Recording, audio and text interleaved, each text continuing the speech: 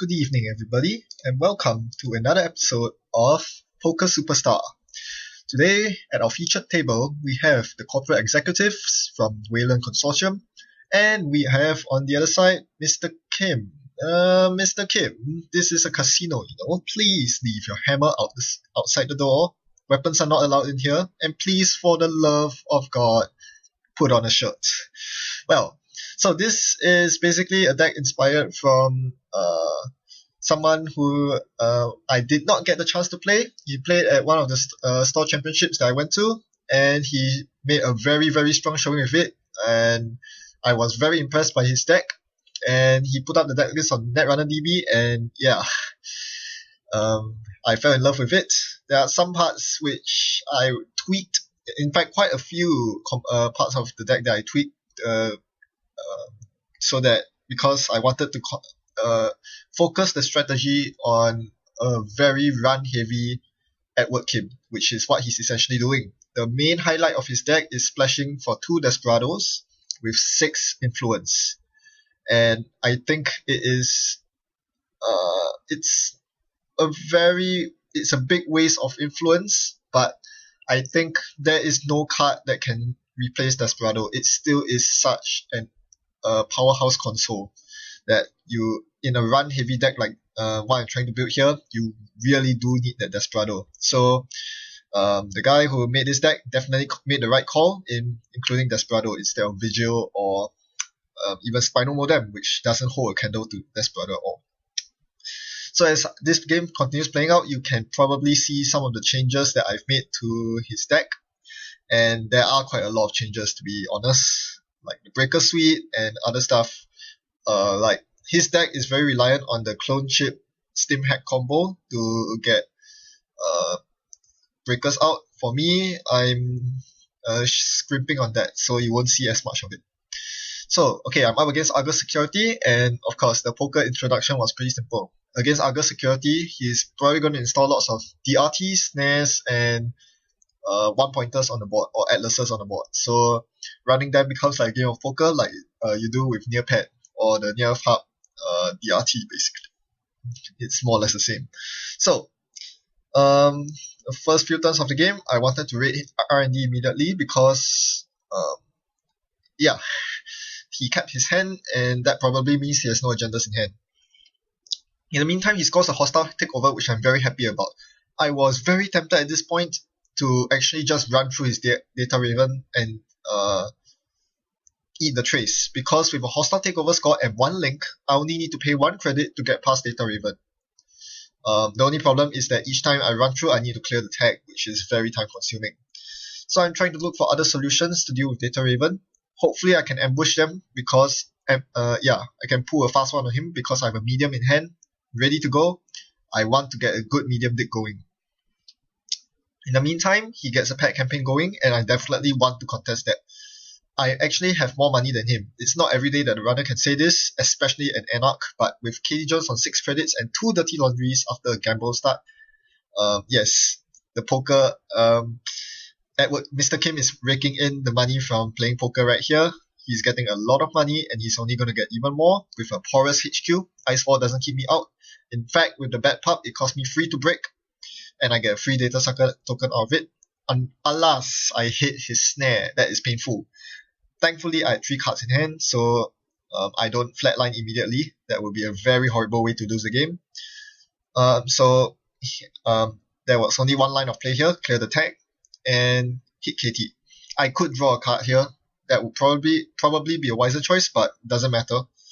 The only thing that can kill me right now, more or less, is a Vulcan cover-up, which I hope he's not playing.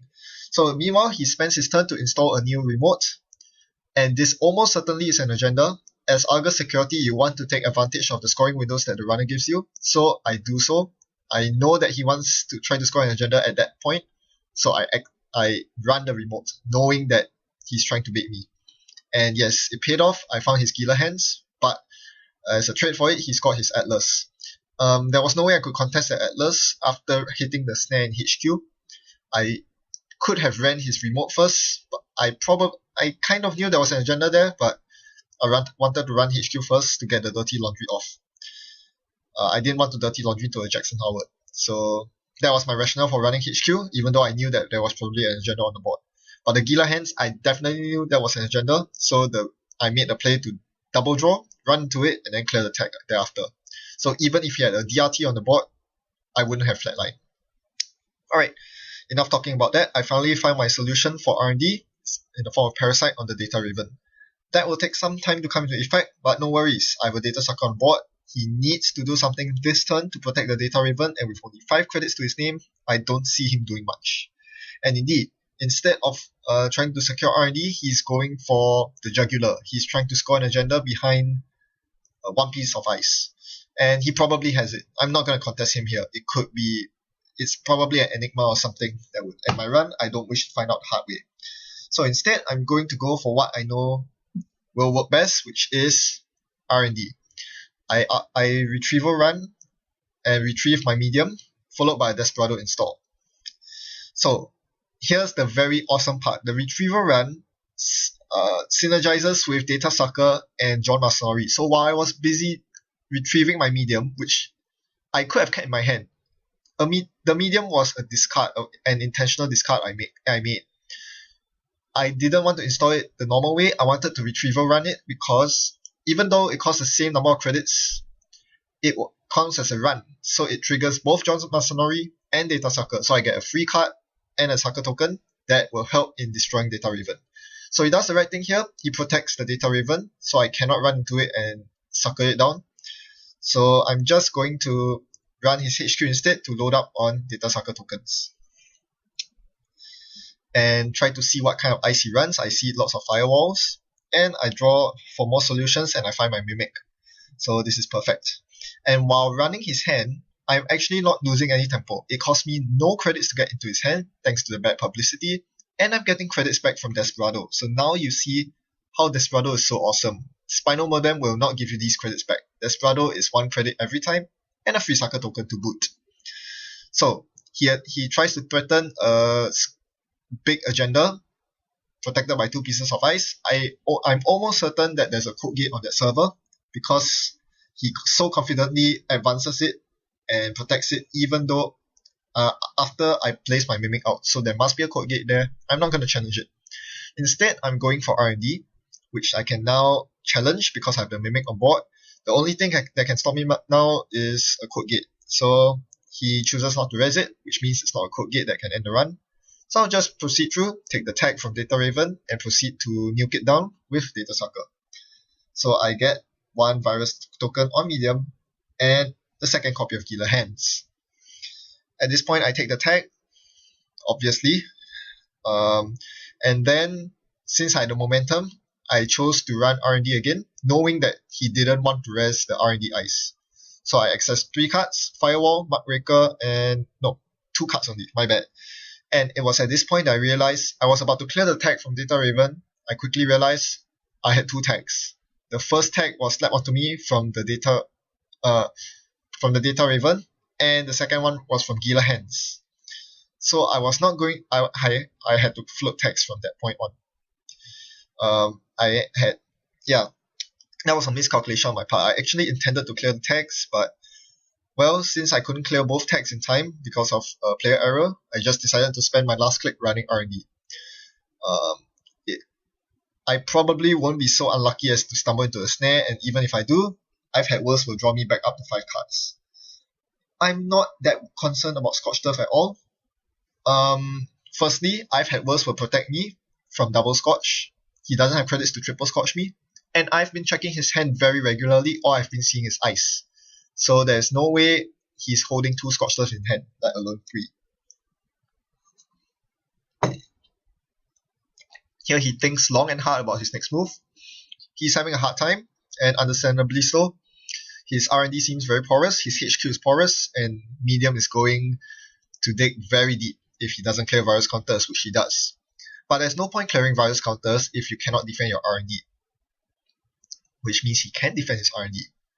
Do you know what ice I'm worried about? That's right, Archer.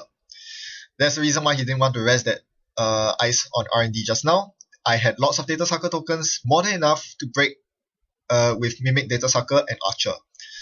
So now I decide to run HQ just to check, keep him honest while drawing a card from John Masnori. Then I install my David. So this David should get through the Archer, if it is an Archer. Is it an Archer? We'll find out after the commercial break. Dum da da dum dum. Yes, it is an Archer. I guessed correctly. I'm not sure if I actually saw it in his hand or not. I'll have to rewind the video to check that out, but my gut feeling told me that it was an Archer because he didn't res it, and I was absolutely right. So the David, I had to blow up the entire David, but at least I can get through R&D and I know what's protecting his R&D.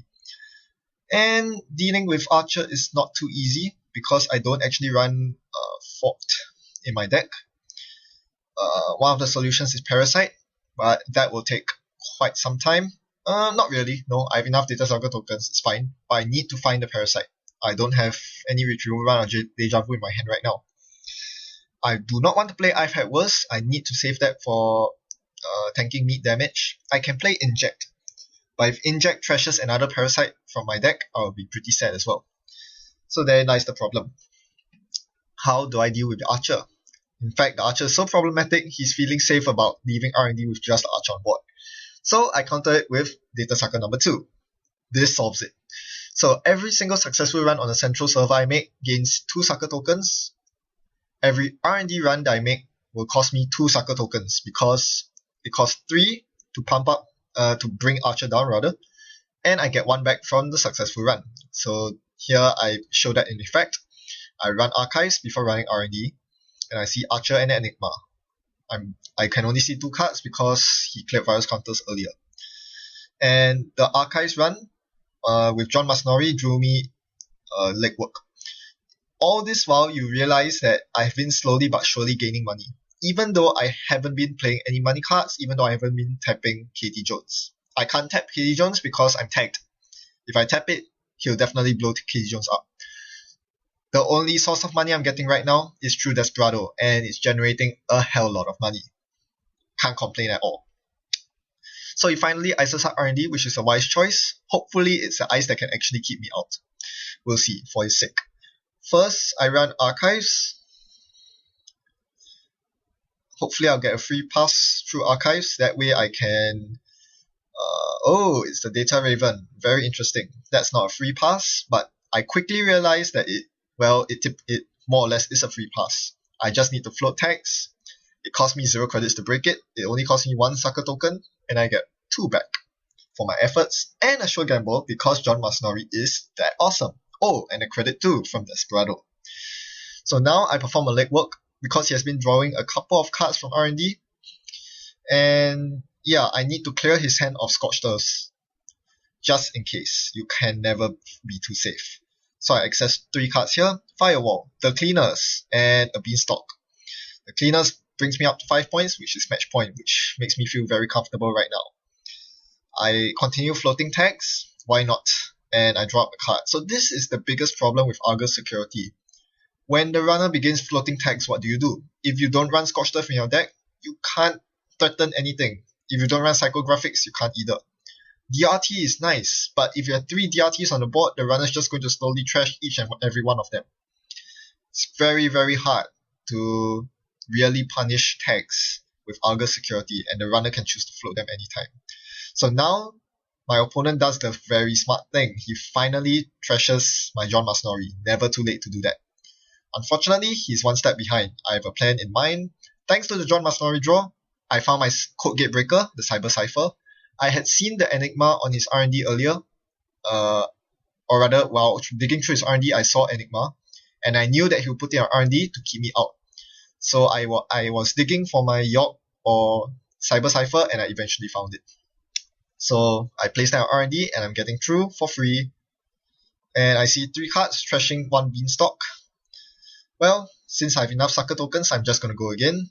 Once again, he does not res the ice, and I break Archer.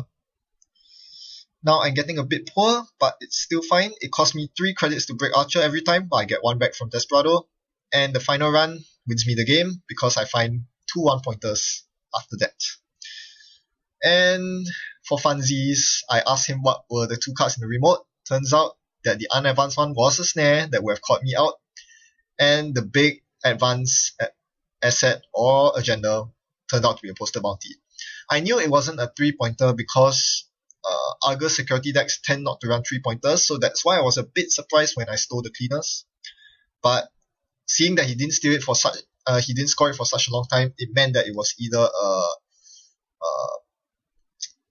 a trap, or more likely, I actually put him on an over advanced Atlas. That would have been a very smart thing to place in the remote because it would bring him up to 5 points, assuming he didn't sack the poster bounty, and 2 Atlas counters which he can use to tutor the last 2 hostile takeovers. But, well, that was the game. I think the one card that most prominently stands out from my deck is none other than the Cyber Cypher. The original designer of this deck plays the standard Anarch Breaker suite and has 1 copy of Atman in there to deal with some offbeat eyes, most notably Lotus Field, which you cannot deal with just a York. The inclusion of Atman is a brilliant one and is how I think AI Breaker should be played, as a support to a standard Breaker suite. However, as I tinkered around with his deck, I changed it to become more run-oriented. I quickly realized that by cutting the number of stim hacks and clone chips in my deck, Atman suddenly becomes a very undesirable card to play, even if you need to get through a Lotus Field. It just costs so much to install. So I searched high and low for a better code gate solution, because really you can deal with all barriers and sentries so long as you have enough data sucker tokens. It's just the code gates which are problematic. It didn't take too long for me to realize that Cyber Cypher was probably the best choice, having played it in prepaid Kate. There's not as much recursion in this deck as in Shapers, but oftentimes the outcome of the game boils down to whether you can apply R&D lock with a loaded medium. And having a breaker that can be installed so cheaply that deals with code gates so efficiently, even though you have absolutely no solution to the code gates on their remote server, you don't really care when you're seeing 4 or 5 cards out of R&D every single run, as was clearly evidenced this game. I love how this is a criminal deck in disguise, because that's how Edward Kim is meant to be played. After all, he is a ruthless, lawless, aggressive maniac that just cracks open servers with brute force. Hey, Mr. Kim, please settle down. Please put your hammer down. Run!